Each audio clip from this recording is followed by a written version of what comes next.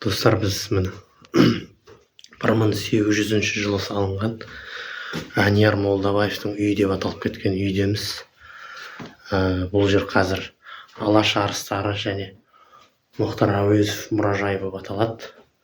Мына үйдің көнелілігі сондай.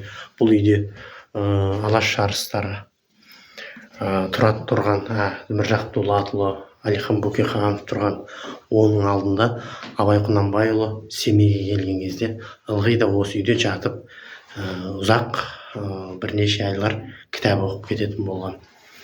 Бұл енді үйдің несі тарихы тереңде. Қазір бұл осындай мұражай үйінде сақталған. Өте керемет. Қазір біз осының ішінде жүрміз. Мына жерде баспалдақты қараңыздар. Сол түпнұсқа баспалдақ.